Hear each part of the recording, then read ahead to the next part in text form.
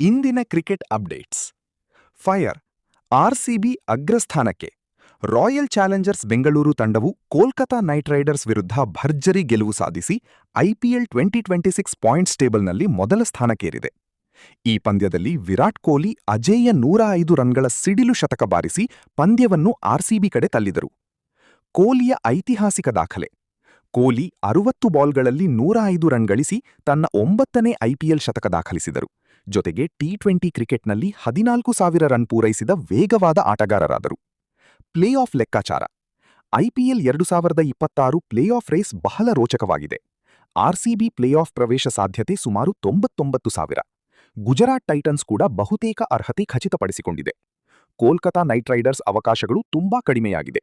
Sunrisers Hyderabad ಮತ್ತು Punjab Kings ಉತ್ತಮ ಸ್ಥಿತಿಯಲ್ಲಿವೆ. ಸಿಎಸ್ಕೆಗೆ ದೊಡ್ಡ ಆಘಾತ. ಚೆನ್ನೈ ಸೂಪರ್ ಕಿಂಗ್ಸ್ ತಂಡಕ್ಕೆ ಗಾಯದ ಸಮಸ್ಯೆಗಳು ಹೆಚ್ಚಾಗಿವೆ.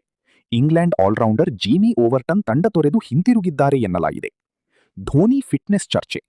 ಎಂಎಸ್ ಧೋನಿ ಅವರ ಫಿಟ್ನೆಸ್ ಬಗ್ಗೆ ಮತ್ತೆ ಚರ್ಚೆ ಶುರುವಾಗಿದೆ. ಮುಂದಿನ ಪಂದ್ಯದಲ್ಲಿ ಅವರು ಆಡಲಾರರೆ ಎಂಬುದು ಇನ್ನೂ ಸ್ಪಷ್ಟವಾಗಿಲ್ಲ. ಇಂದಿನ ಐಪಿಎಲ್ ಪಂದ್ಯ. ಇಂದು ರಾತ್ರಿ Punjab Kings versus Mumbai Indians ಸಾಯಂಕಾಲ 7:30ಕ್ಕೆ ಆರಂಭ. ಮುಖ್ಯ ಹೈಲೈಟ್.